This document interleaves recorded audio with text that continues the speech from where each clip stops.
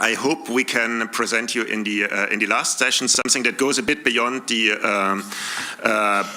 relatively defensive side of industrial policy and questions on how to protect ourselves to an area that is more forward-looking and hopefully more visionary about where Europe's strengths in the future can potentially lie. What we maybe first as a short announcement. Unfortunately, there is a labor strike today at the airport, so Mr. Meyer was not able to make it.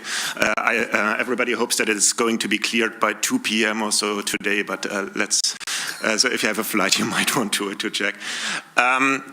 Besides that, I'm very happy to have still 2 excellent speakers here, and I would like to use the extra time to give you a very short sneak preview of some research we have been doing on the issue of digitalization and sustainability, and then I'll hand it over to the panelists, and I hope we can have an interesting discussion.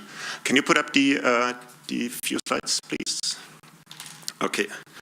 So, when you think about the issue about sustainability and digital, a lot of things can come to mind. The first area that you might think about is the challenges that might arise from digitalization in terms of sustainability. We expect a significantly increasing energy demand from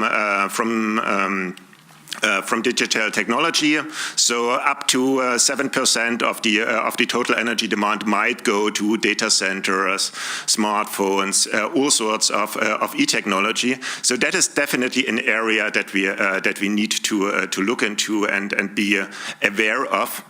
The second area is material use. Also here, because of the higher innovation cycles that we see in digital technology, so just think about how much more often you change your telephone now than 30 years ago.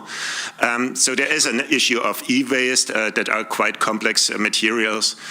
So another area to be looked into. On the other hand, there are also many ways in which digital technology can help us to reduce our environmental footprint on all areas, because digital technology is set to make our life more efficient, and that also means more energy and more material efficient. Starting from the primary sector like digital agriculture up until recycling, sorting, so the end use of the products, digital technology can help us a lot to reduce the environmental footprint. Now, I want to take a step back and try to indicate what we think Europe can do in the future and what Europe might be potentially particularly good at. So there's a couple of production factors in an economy, and you might have a bit of a wider interpretation than the classic macroeconomists that take land, capital, and labor. In terms of both land and energy, the European Union is not particularly well endowed compared to its competitors. So more land in the US, more energy production per capita in the US. In terms of labor cost in the European Union are significantly higher than, for example, in China. And in terms of materials, again, the European Union needs to import a lot of those materials to produce its goods. 2 things where the European Union is still on comparatively good at is in terms of innovation and knowledge and data, and in terms of capital stock. So if one thinks about the future for Europe, you would think about kind of using those production factors that are we are particularly well endowed with. Now, you can use different combinations of those production factors to achieve your economic goals of providing services and goods. And just one example of one technology which might allow you to use very different production factors. If you do recycling, you can do it in very different ways. You can essentially try to use a lot of energy to destroy the material through pyrolysis back to its basic materials and then use the materials. So you can recover a lot of material, but it's very energy intensive. You can try to do thermal recovery, so you essentially burn the stuff and then you generate energy or electricity from that. You can also also try to put a lot of people in work to sort the stuff in order to be able to better recycle it later. Or you can try to be very smart about how you do that and use new recycling technologies based on AI, based on big data approaches that help you to better sort and then better make use of these things that are less energy and resource intensive. So what we are arguing is that Europe's comparative advantage might often lie in the more capital and knowledge intensive solutions. And then what we did here at Bruegel is we tried to look for a lot of technologies where we think in the future there might be increasing demand for. So here in the example of energy management, which countries might be particularly well suited in developing this technology. And for example, here in the example of energy management, we think that many countries can still increase significantly their specialization into that technology, in particularly also European countries. So two questions for the panel today. The first question, and I will start with that one, is where could be the opportunities for European industry to use digital technology to reduce environmental footprint? So what is maybe 1, 2, 3 examples where you think Europe can play out its full force to reduce the environmental footprint? And I would like to start with Valentino Rossi from NL. I'm very happy that he's here. He is a representative in Brussels. Thank you. Thank you. So I'm the head of the Brussels office of NL. NL is a multinational utility. It's one of the leaders of the energy transition. We have embraced what we call the energy transition, which is the complete transformation of the energy matrix, how we produce energy, how we use energy in our economies. I would say more than 10 years ago, and we're now one of the leaders. I will give you just a couple of numbers, and then I will finish these advertisements for NL. We are today one of the largest players in renewable industries in the world, private players, if you take out, of course, the Chinese state-owned players. And we are one of the fastest growing in the world in this space. We are installing about 4 gigawatt, that is 4,000 megawatts of new renewable capacity every year, which corresponds to about an investment of 4 billion euros per year just in renewables. And then we're also investing in other compartments of the energy systems to enable this transition. So this is pretty much what we're doing, what I will talk about. So a couple of examples, or maybe more than 2 examples about how digitalization can support and facilitate the energy, and specifically the power industry, in becoming sustainable. So I will try to be quite pedagogic and understandable, but of course, if I'm too technical, just stop me and I will try to be easier. So I'll try to make examples which are very understandable from the, let's say, us as consumers, okay, because I think this is what is most interesting for us. So the first one will be the digitalization of the networks. I'll try to explain this. So the electricity systems are quite complex systems. You imagine they are made of power plants, transmission networks, distribution networks, and appliances, and let's say workload at the end of systems.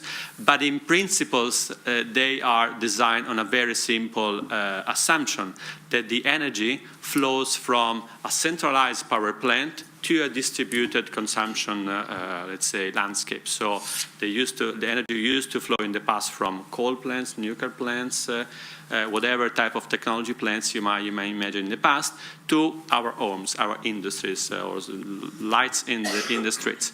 So this model is not any longer usable, or is not supporting the energy transition, in that the energy transition, one of the pillars of the energy transition is the complete substitution, or almost complete substitution, of the energy generation fleet with renewables, which are intrinsically much more distributed. So we're going to have many more plants distributed, smaller in size, which are running at different times of the day, depending on what the resources are, wind, the water, the sun. So it's a completely different production pattern. Why do we need digitalization to capture these benefits arising from the renewables? Because we need to, in a way, subvert the principles upon which the network is working. So energy will no longer be flowing from a centralized plant to let's say, our houses or our industries, but on the contrary, will flow in many directions on the grid.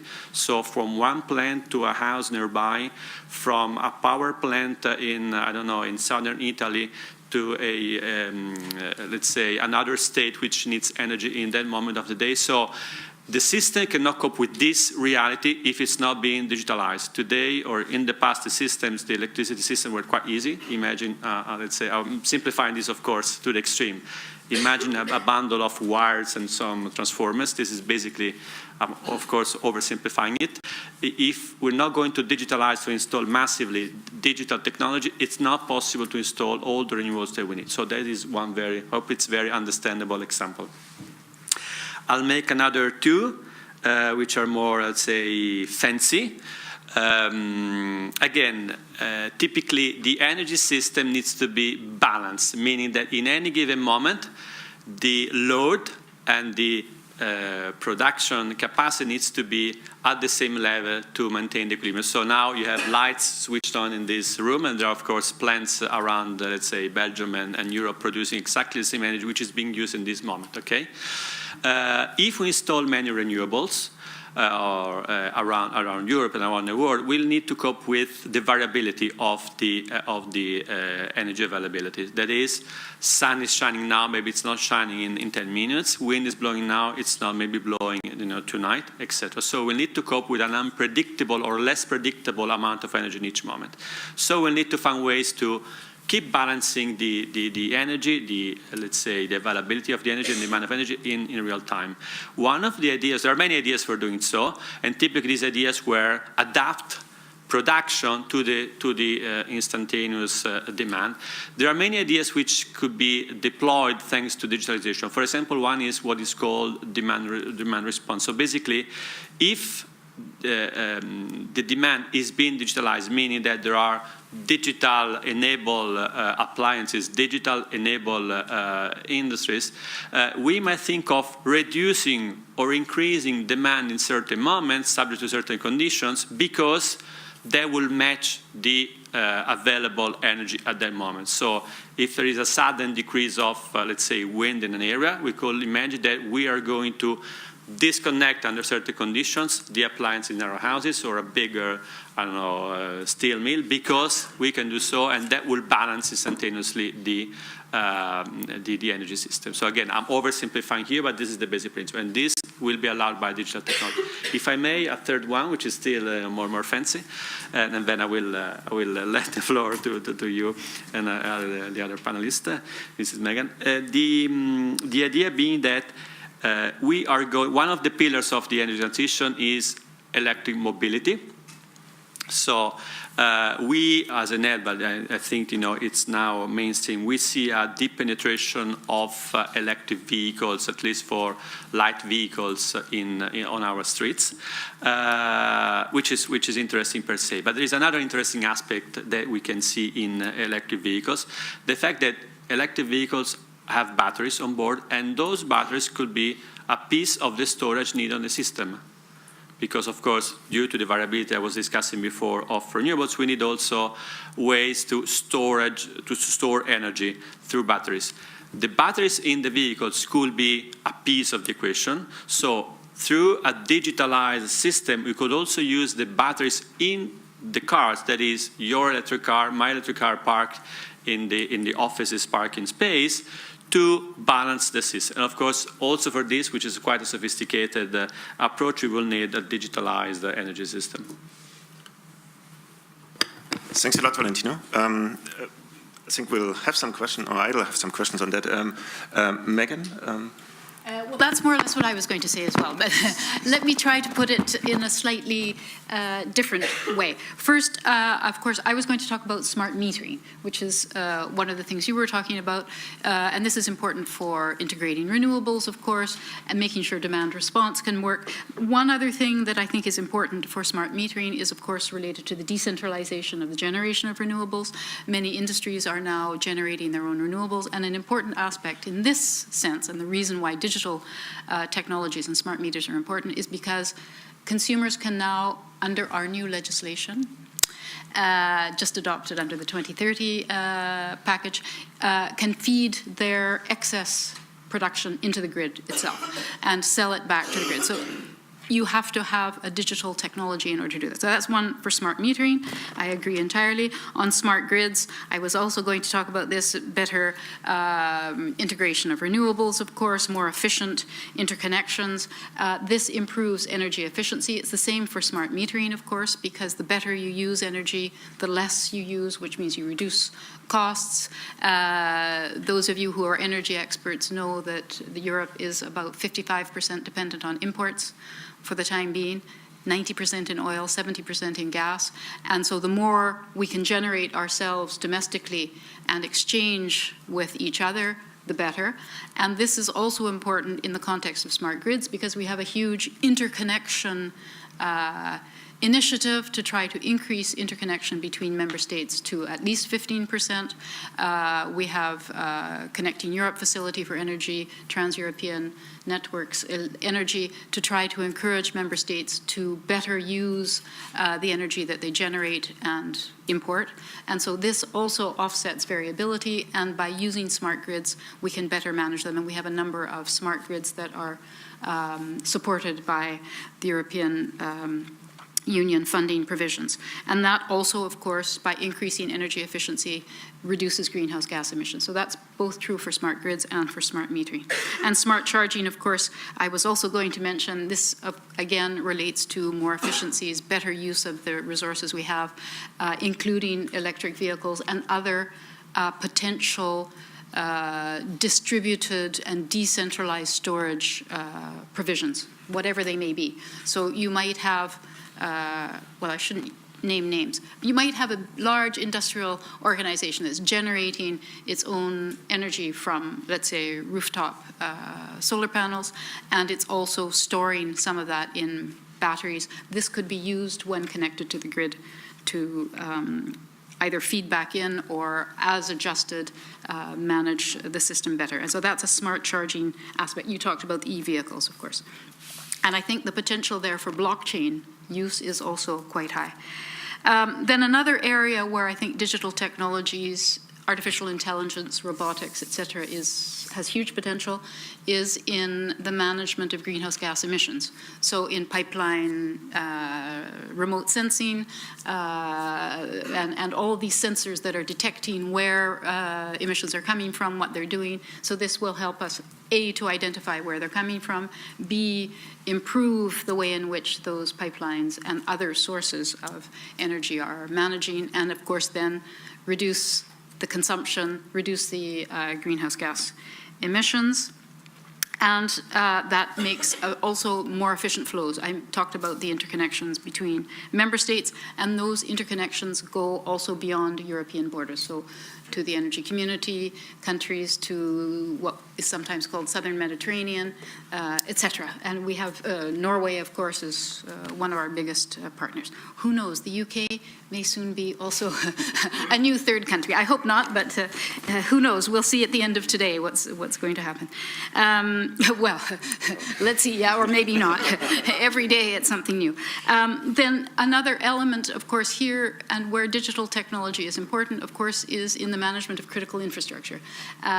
With the increase of digitalization of these critical infrastructures and increased interconnectivity, it's really important to make sure that cybersecurity is addressed. And this is something that we are doing in the European Union. Partly through the introduction of something called network codes. I won't go into the details. He knows all about it. We have introduced a package of new market design provisions for the electricity sector in what's called the Clean Energy for All Europeans package, and in the Electricity Directive, the Electricity Regulation, and risk preparedness in particular, but also in the regulator. There's a new legislative act for the regulator. These all introduce many of these aspects that I was talking about: demand response, better ability to feed in, ability for consumers to have a better role in what they're doing, and feedback into the system. So that's from the regulatory point of view. I wanted to emphasize that. And of course, in that Clean Energy for All Europeans package, there are new targets for increased renewables, increased energy efficiency, and then a governance regulation which requires the member states to provide 10-year national plans on integrated climate and energy activities, what they're going to do over the next 10 years. And so the digital element will be very important there. One other thing that I think is important in the energy field is sector coupling. And in order to do that properly, and he can explain because I don't want to take all the time, but I think in the context of sector coupling, digital solutions will really help a lot and move us forward. Then one last thing I wanted to talk to you about is what we call the long-term strategy. You know that under the Paris Climate Agreement, everyone who has signed up to it has to submit a long-term strategy for 2020 on how they're going to reduce greenhouse gas emissions. This has to be submitted by 2020. The Commission adopted at the end of November last year, just before COP24 in Katowice, something called a vision document identifying 8 different pathways to get to net zero by 2050. In some cases, not net zero, sometimes it would be 80%, but these look at different technical scenarios of how to achieve this. And two elements, I should say, are very important in this context, and to really reach net zero, we clearly have to have behavioral change amongst people. And by better using digital technologies, individuals will, I don't know, there'll be new apps, new ideas, less red meat, fewer airplane trips. If they're always on strike, we don't have to worry about that. Better use of vehicles. You can just imagine hundreds of different things. So behavioral change is one that I want to emphasize. And of course, the circular economy is another important aspect. And you've mentioned this too. So I think in these contexts as well, to make sure we have continued economic growth, new jobs, and do not destroy the quality of life that we've had, we have to really make sure that new technologies, new innovative solutions are found to achieve these goals in the future. And for those reasons, the European Commission has proposed in its multi-annual financial framework for the next period an increase in what we call climate mainstreaming to 25% of all EU funding. Has to be for climate mainstreaming, which includes clean energy, et cetera, and also a very big increase in the research and innovation budget. And I think there's a huge potential. You mentioned already the importance of patenting in Europe. Europe is very dynamic and innovative, so the potential, I think, is there to really grow further. Okay, and I seem to have had a longer and bigger name, so. Okay. But, Thanks a lot. So what I understood is that the panel is a bit strong on the electricity side, and that is with good reason, because electricity will be one of the main pillars of decarbonization. So if you read the climate strategy proposal that Megan mentioned, electrification is one of the large trends, and for decarbonizing electricity, significantly higher shares of renewables will need to be integrated in the system. What I understand also is that beyond more volatile renewables, you will also get much more appliances being connected, not only through the electricity grid, but also through data. So we will have much more interfaces with millions of appliances, essentially electricity consuming and producing appliances, also being connected through data systems that need to speak to each other. So there will be a big issue and question around interfaces. Who is essentially going to manage that system? Will there be a very decentralized way of managing how to make sure that production and consumption always is synchronized? Or will there be a very strong centralized system with one big player that essentially manages this system? that leads me essentially to the next question that I would like to put to the panel. That is, what do you think is the regulatory framework that we would need to put in place in order to manage this increasing role of digital technology in the sectors we described? Okay, I'll try to highlight a few things that are important for us, and then we can comment on some points that you raised, like the data, for example, data utilization, data gathering utilization. So one thing for sure is the standardization of the technology.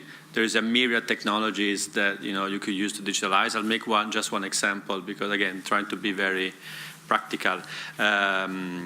Italy is, of course, Enel. It was historically the Italian incumbent in electricity. Italy has been deployed through Enel the smart meter, digital meters, since 15 years ago. So it's now one of the countries with the highest penetration of digital meters. As Enel, we've tried to, let's say, sell and deploy that technology in other countries. We didn't make we didn't have any results because, each country, each area wanted to have its own standards. So basically today there are not any two standards which are the same. So standardization is, of course, a big driver of this because otherwise you basically don't respect the very same principle by which this equipment, these sensors have to speak to each other. So this will be one, regulate for standardization. The second one would be to deploy these technologies because as of today, again, just think about the smallest piece of digital equipment in the grids, which is the digital meter, which has been referred to. It's not widespread. I mean, there are many countries where there are no digital meters. Yes, now there is, let's say, in the clean energy package, a provision by which smart meters will have to be deployed, but it was not the case until the clean energy package. So this is just the most fundamental piece of equipment that we need, and then there are many others. So the technologies need to be deployed widely on the system.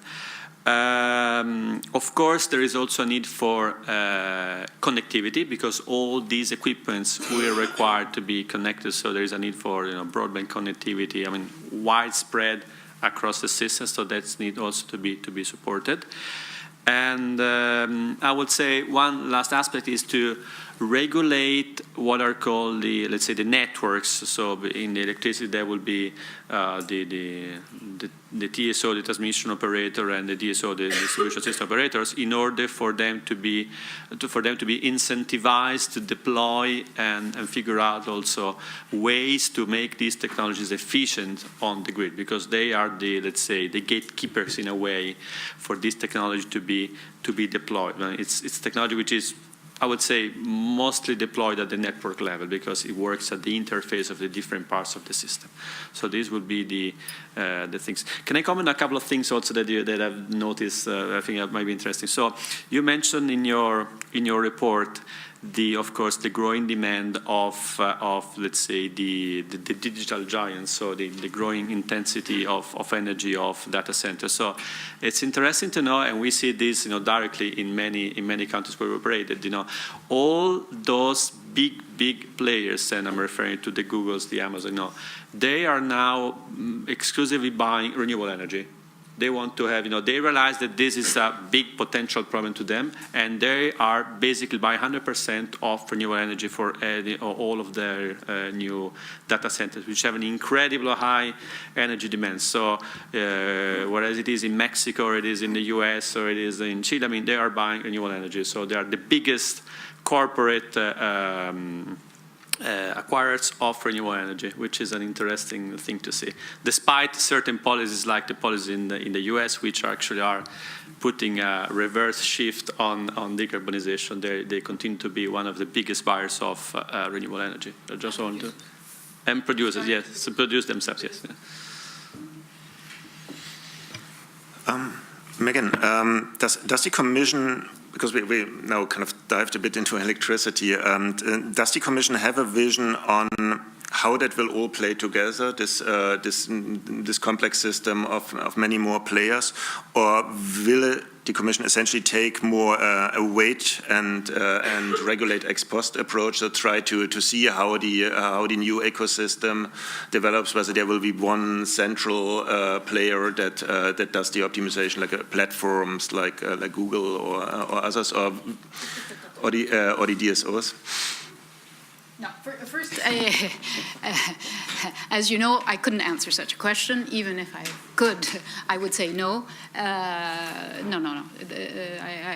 First of all, I'm in the energy field now, so I don't know what the Connect people are doing on the other side, but I'm sure that's something that they wouldn't be thinking about. But just to come back to the difference between electricity and gas, I mentioned also the importance of sensors, pipelines, robotics, artificial intelligence, and in the gas sector, where methane emissions are very important and much worse greenhouse gas emissions than CO2, there we have huge potential to reduce greenhouse gas emissions. That's one thing.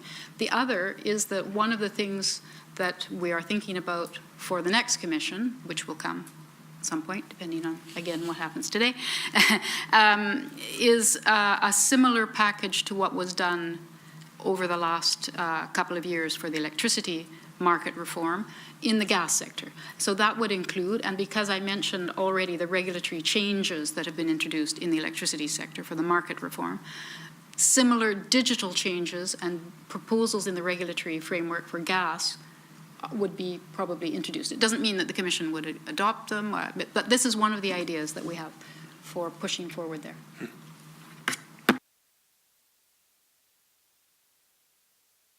I would, at that stage, already open up the floor to questions from the audience. We start with Reinhard. Die Mikrofon ist.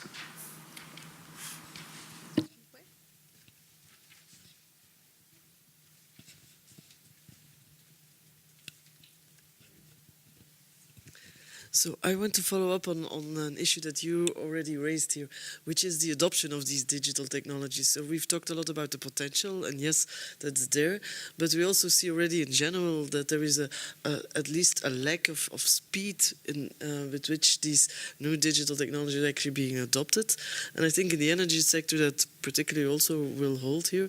So I was wondering, and of course, Enel is an exception to the rule here. As you mentioned, lots of your fellow companies in other countries are way further behind here. So why do you think is there this lack or is there a lack of incentives for investing in these digital technologies? And if you're describing this decentralization within the energy sector here, so who should actually be the ones pushing these investments here?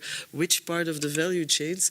And since it's much more of a network, would that also create maybe potential externality problems in who will actually make these investments here, and how should policy be addressing those deficiencies? Maybe that's also a question. Well, long and complex question, so I'll try to give you some elements. So first of all, this is I would say, in my view, not necessarily I would say not necessary to.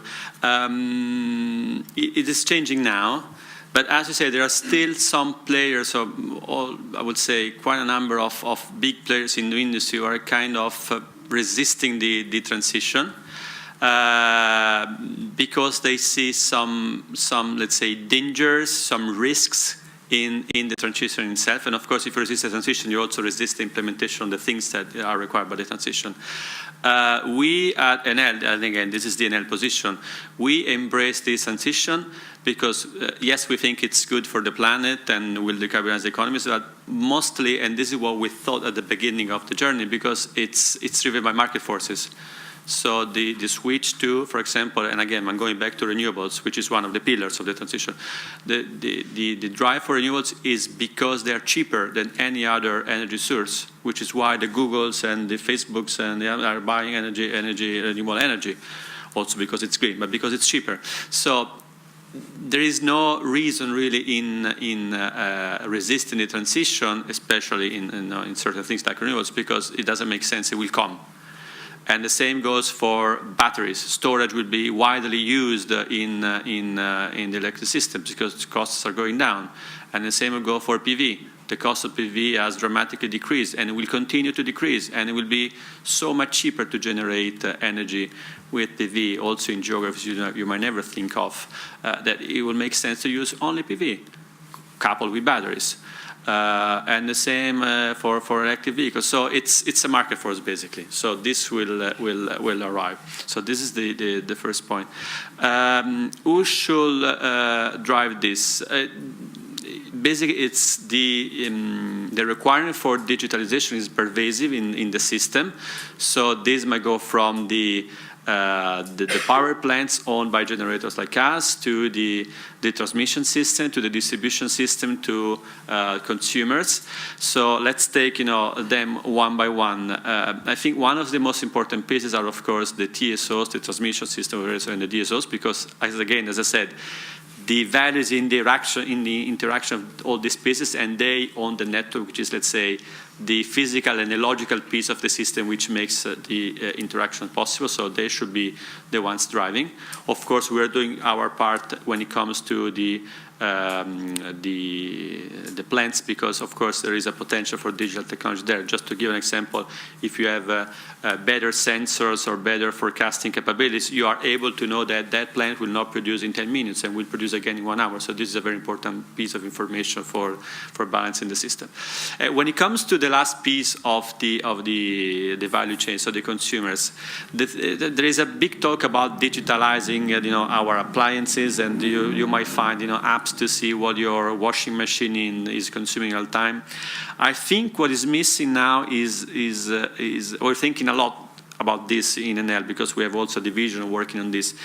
It's probably a killer application, because all these things are nice, but you and me as a consumer, you don't really see the value. Okay, what's the point in knowing that your dishwasher is using 2 kilowatts at this moment? It's really negligible. So there is a value either when there is something you cannot do without this technology, or when there is real money attached. So if I'm going to tell you that by using this technology you're going to save, 50% of your electricity bill, that would be fantastic. Now, one more thing, of course, and I'll stop here. So if you take many markets, the thing is that the potential that you have to save energy, so to attach money to this, is kind of negligible, because the energy component of the bill is a small part, maybe 20–30%, because the rest is system costs or taxation. So this is another hurdle that you need to overtake. So in general, we need to find applications that allow things which have value for the consumer, and they cannot be done without this technology. I agree entirely with what you've said. I think another aspect which perhaps some people in the room don't know so well, especially if you're economists or digital people rather than energy people, the costs of renewables over the last 10 years have just come down dramatically. It's really a fantastic change that's taken place. So that's one thing that's particularly interesting and important, and the potential and possibility to generate your own renewables has also changed very dramatically. So that's one incentive. What is another that's very important? You mentioned it at the end as well, and that's taxes. We see that the way in which member states tax and use their fiscal policies in the energy sector is quite, let's call it, interesting. So energy-intensive industries have usually had a benefit in terms of the cost that they pay for energy. Why? It was considered because they're energy intensive, they will no longer be competitive if they have to pay the full high market rate plus tax, so they get a tax benefit usually. And again, each country is a little bit different. So these are extremely important aspects, and the Commission is now looking at a proposal to be adopted in early April on introducing qualified majority voting in environmental taxation, which is really energy taxation. Why? The way in which tax policy is applied has huge potential to push forward these clean energy and climate-friendly provisions. However, those of you also who are lawyers will know that taxation requires unanimity. As an example, we have something called the Energy Taxation Directive, established in 2011. In 2003. In 2011, the Commission tried to change it.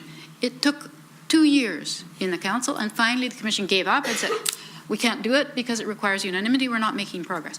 So from 2003 to now, you can imagine the energy sector has changed quite significantly. So just to put a little bit of context here, what are the implications for costs, taxes, prices, etc. And in that respect, I would refer you to one of the reports of one of my units, which is the Energy Prices and Costs report that usually comes out every 2 years, and it was published and adopted by the Commission in early January this year.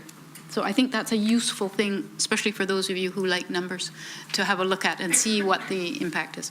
And then one other aspect too, and it relates also to taxation, etc., is the continued subsidization of inefficient fossil fuels that we still see in member states, despite OECD resolutions, encouragements, well, you know, the whole story. But so that's another aspect that I think is very important in this context.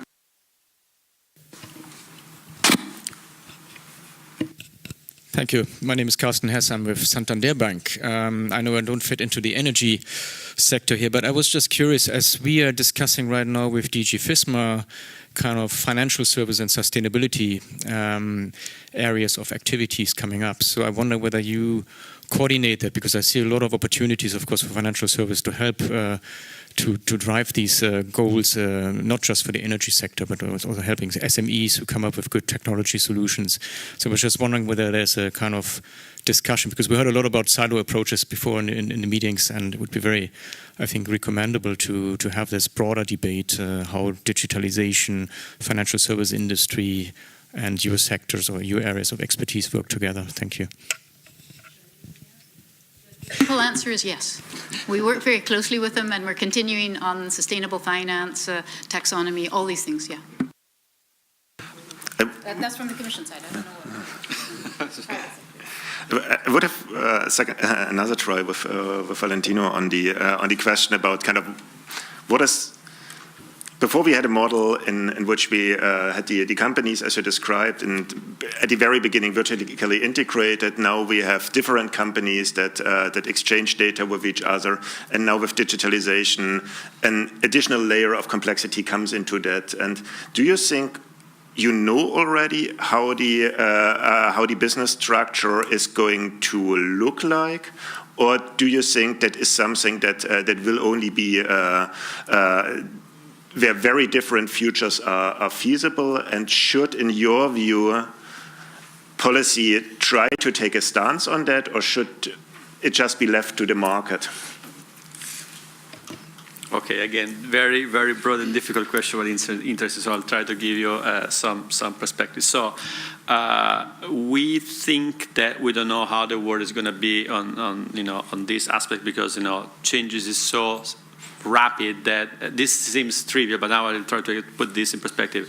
Seems so rapid that it's basically impossible to foresee what's going to happen in 5 years. So just to give you, and again, we're coming from the energy sector, so maybe a new sector for some of you, the logics of the sector. So many years ago, we used to plan 10 years ahead. It doesn't make any sense today. So we're no longer doing any 10 years plan. We're doing 3 years plan. So because things have changed so much. Or renewables, 10 years ago, the cost has decreased so much that even the most optimistic scenario, divided by half, didn't capture the cost reduction potential of technology. So, sitting here and telling you what the system is going to be like, when it comes to all this digital aspect is, I think it's very risky. So, instead, what we're doing, we're experimenting with different things so that we at least understand where the wind is blowing, and we can be positioned accordingly. And in a way, we experiment with different technologies, different systems, so that we can different business models specifically,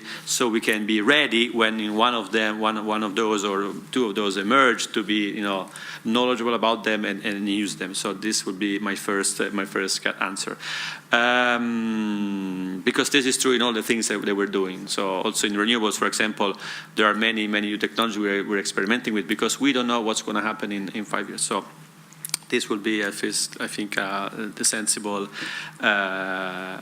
approach.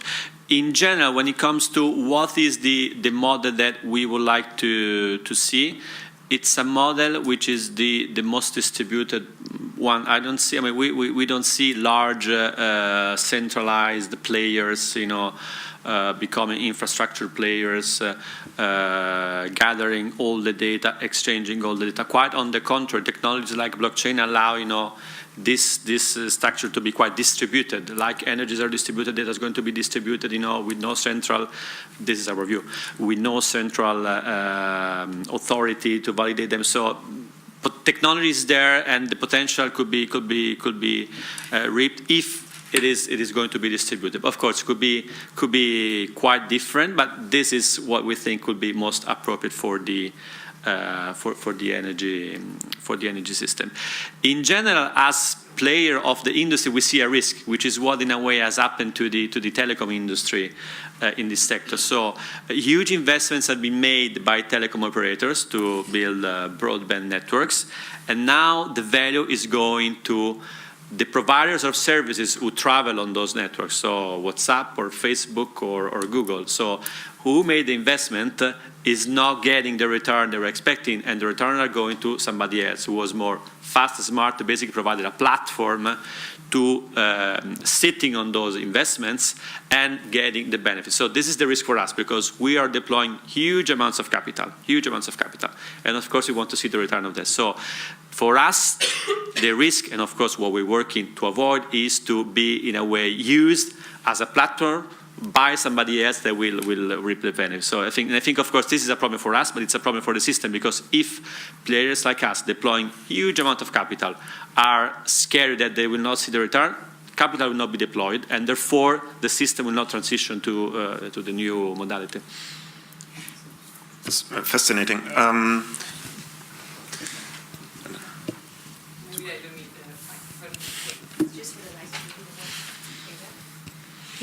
Hi, my name is Elena Vaccarino from Frontier Economics. I just wanted to know whether you had a view on, because I think Renilde mentioned that the level of adoption of these very new digitalized technologies is quite low. And so I was quite curious to ask you whether you had any views on any particular leverages that could be used at the regulatory level, or in terms of like strategies to increase the level of customer engagement that compare, for example, to the telecom sectors appear to be lower in the energy. So I was quite curious about that. So your question, on the, let's say, on the user side, as I understand. Yes, I mean, like, it would be interesting to see the view, like, from the policy perspective, but also in terms of, like, for example, those like energy providers, how they plan to face this problem of a low customer engagement, given. Yeah. Okay. Let me start on the regulatory side.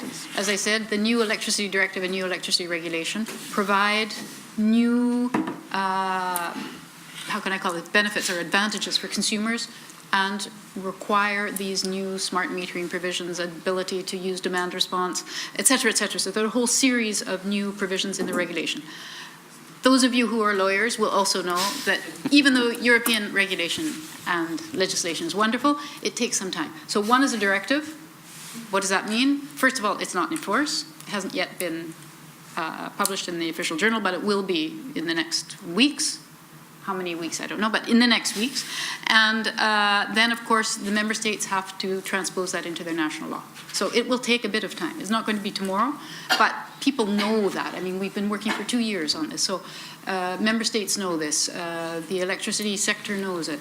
Everyone knows about it. The regulation, of course, will come into effect and is applicable directly. So those provisions will come into effect and will exist. Yes, on the let's say more business side of the story, specifically about consumers, I think that what has been said also by Megan is that a huge habit change is required. Okay, so we all need to think that our daily activities, our life patterns have an impact on the environment, and therefore we need to redesign certain aspects of our way of living not necessarily with bad impacts, in order in order to support the transition. So with this very general, let's say, concept, I would say that the unfortunate thing is that, and I keep in the parallel with the telecom industry, if you think about electricity, let's be honest, it's not a fancy thing, okay? If you think about your energy bill and your electricity bill, it's not a fancy thing. You think about it when you don't when there is a blackout, when it doesn't work. It's not something you want to engage with. It's not a high touch, type of thing. So it's a low touch type of thing. So basically, if it works, okay, they're doing what they need to do. If it doesn't work, screw them. It's not working. So it's not. There is no high touch engaged in this, and therefore, it's not touching the earth or it's not engaging with the consumers. But we said the consumers, as all, need to change their habits. So this is the difficult thing. So we'll need to find ways to, in a way, engage consumers. Okay, and sorry, another thing. It's quite a technical thing, because we will need to explain to people that, yes, if you connect this and you put a PV panel on your rooftop, and you have, a battery in your house, and you have an electric vehicle, you could trade energy with your neighbor, you could trade energy with the grid. It's a complex thing, okay?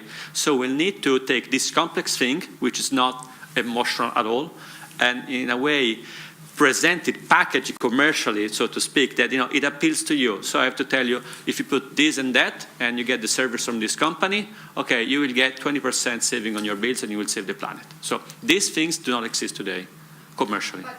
They will arrive. They're arriving. But just another element relating to that, and that relates to smart metering. And here, I agree entirely with what you say. I think that when consumers can see what the real impact is of their consumption, where they're spending, what their neighbor is doing. I mean, obviously, they're not supposed to know what their neighbor is doing, but these elements are very important to behavioral change. And so if there are little apps that go along with your new smart meter that allows you to see, and I know people who have this, they can see exactly what's going on. Those are the kinds of things that change behavior, I think.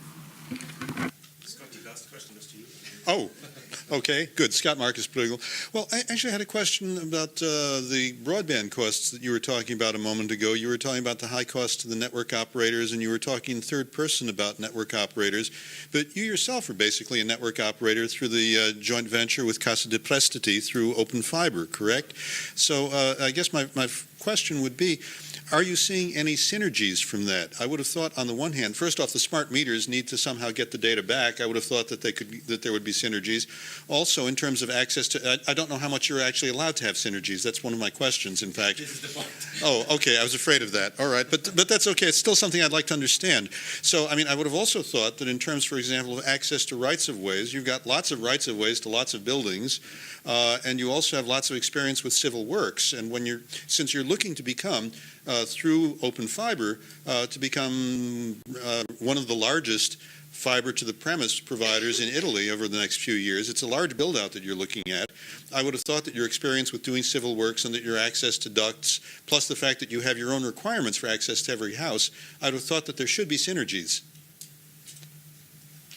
So first of all, let's say there are unbundling rules in the network business. Okay, so this is the general premise we need to remember. Specifically, when it comes to open fiber, the entire, let's say, industrial idea of open fiber is that since we own the Enel owns a vast part of distribution network in Italy. So distribution network being basically the network, the wire networks which takes electricity to the single houses, okay? So this is in large part owned by Enel in Italy. There are other owners of this network in other cities, in certain cities in Italy.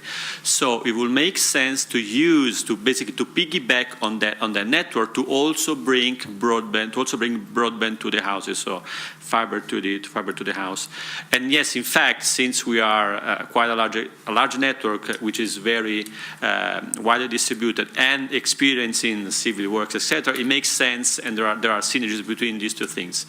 We are going to be a pure network operator, so we just provide the network, the access, nothing more to whoever wants it. Okay, so we'll not provide any services, and we'll of course need to be.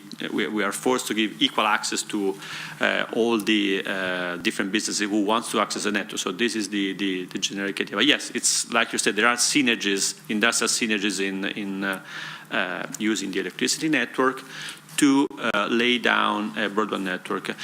To my knowledge, there are very few cases where this has been done, because typically there are a couple around the world, I don't remember where, but typically broadband network have been laid down either based on the network of cable TVs or independent in many states. But what we're doing is we are trying to use the same model in countries where we own the distribution networks, which don't have yet a broadband network. So you may think about certain countries in Latin America, for example. So this would be the idea. Did I reply to your question? You replied to my question. Okay. Thank you. If there's no strong objection or any final words from you on that, I think I would close here and give then room for having 10 more minutes for coffee. And I would argue that this interaction between sustainability and digitalization is a relatively unexplored space. It's still a quite fascinating one. I think there are more questions than answers, at least on my side. I think what Scott mentioned, this issue on regulation synergies between or regulating synergies between different fields is, for example, a very fascinating one. What we see is that digitalization is not only kind of will change the goods and services that we consume, but it will also change entire industries. 100-year-old industries will be profoundly changed and probably very quickly. And this holds massive promises for all of us, but we need to understand it much better than we do right now.